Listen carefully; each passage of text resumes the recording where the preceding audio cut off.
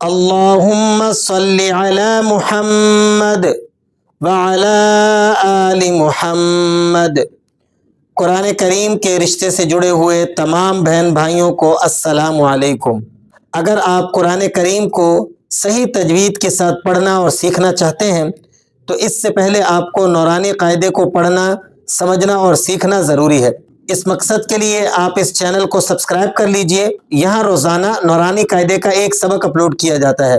آپ اس سبق کو ہمارے ساتھ ساتھ پڑھیں، دہرائیں اور بار بار ان الفاظ کی مشق کریں۔ انشاءاللہ اللہ کریم بہت جلد آپ کو درست قرآن کریم پڑھنے والا بنا دے گا۔ چلیے اب باقاعدہ اپنے سبق کا آغاز کرتے ہیں۔ ہمارا سبق تختی نمبر 11 میں چل رہا ہے۔ اس سے قبل ہم نے 2 سبق پڑھ لیے ہیں۔ آج کے سبق میں ہم نے انہی الفاظ پر مشق کرنی ہے تاکہ مزید ہماری جو جزم ہے اور اس سے جڑے ہوئے دوسرے قواعد ہیں ان کا اجرا مضبوط ہو جائے۔ اعوذ باللہ من الشیطان الرجیم، بسم اللہ الرحمن الرحیم۔ یہاں دیکھیے گا میم کے نیچے زیر ہے اور را ساکن ہے۔ اس را پر یہ جو علامت ہے اسے علامت جزم کہتے ہیں، اور یہ جس حرف پر آتی ہے اس حرف کو ساکن بنا دیتی ہے۔ تو آپ نے اسے کیسے پڑھنا ہے؟ میم کو را کے ساتھ ملا دینا ہے۔ میم را زیر میر، میم را زیر میر۔ اب ایک بات اضافی سمجھ لیں، را ساکنہ کو پر یا باریک پڑھنے کے لیے ہمیں اس سے پہلے والے حرف کی حرکت کو دیکھنا پڑتا ہے۔ تو را ساکنہ سے پہلا حرف میم ہے، اس کے نیچے زیر ہے۔ ضابطے اور قانون کے مطابق اس را کو باریک پڑھنا چاہیے تھا، لیکن ہم اسے موٹا ادا کر رہے ہیں۔ وجہ کیا ہے؟ ہم نے اوپر ایک قاعدہ پڑھا تھا، اگر را ساکنہ کے بعد اسی کلمے میں حرف مستعلیہ ہو تو ہر حال میں پر ہوگی۔ را ساکنہ ہو اور اسی کلمے میں اس کے بعد حروف مستعلیہ میں سے کوئی حرف آ جائے۔ حروف مستعلیہ کون سے تھے؟ یہ 7 حروف تھے جو ہم نے آپ کو پچھلے سبق میں بھی بتائے ہیں۔ خ، صاد، ضاد، غین، طا، قاف اور ظا، یہ 7 حروف ہیں جو حروف مستعلیہ کہلاتے ہیں۔ ان میں سے کوئی بھی حرف اگر را ساکنہ کے بعد آ جائے اسی کلمے میں جس میں را ساکنہ ہے، تو پھر آپ نے را ساکنہ سے پہلے والے حرف کی حرکت کو نہیں دیکھنا، بلکہ اس حرف مستعلیہ کا اعتبار کرتے ہوئے را کو موٹا ادا کرنا ہے۔ اس لیے ہم یہاں اس کلمے میں را کو موٹا پڑھیں گے۔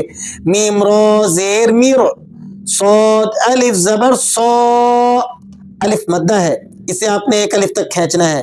میر صا، دال 2 زیر دن، میر صادن، وقفن میر صاد۔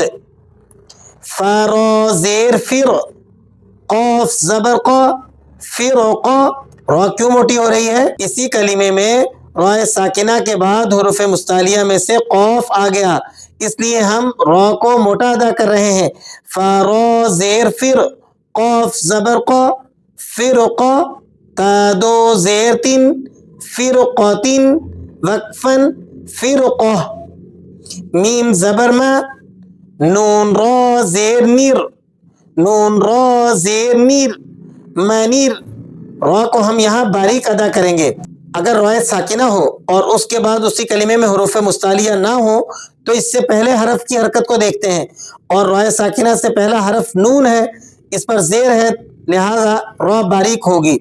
منیر، تا زبر تا، منیر تا، ضاد کھڑا زبر ضا، منیر تضا، وقفن منیر تضا۔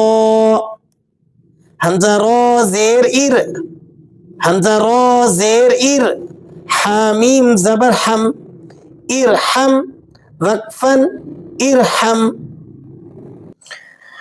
حمزہ را زیر ار، تابا زبر تب، ارتب، تامیم پیش تم، ارتب تم، ارتب تم۔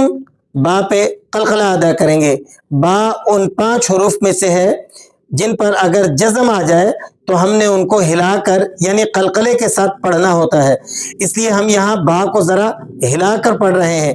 ارتبتم، ارتبتم، وقفن ارتبتم۔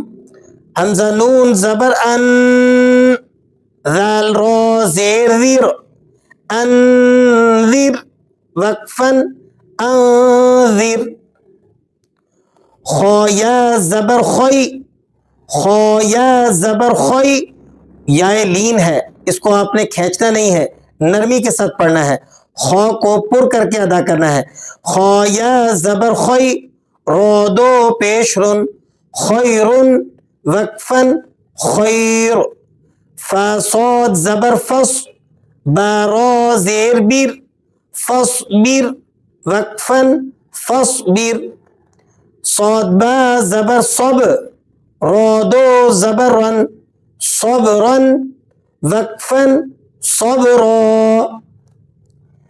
یہ تختی نمبر 11 کا تیسرا حصہ آج کے سبق میں ہمارا مکمل ہوا۔ جن الفاظ کی ہم نے مشق آج کے سبق میں کرنی تھی وہ ہم نے مکمل کر لی۔ آپ اسے بار بار دہرائیں، مشق کریں، اللہ چاہے گا انشاءاللہ بہت جلد آپ قرآن کریم کو اسی انداز میں جس میں ہم مشق سے آپ کو پڑھا رہے ہیں یعنی جماؤ اور ٹھہراؤ کے ساتھ پڑھنا سیکھ جائیں گے۔ السلام علیکم ورحمۃ اللہ وبرکاتہ۔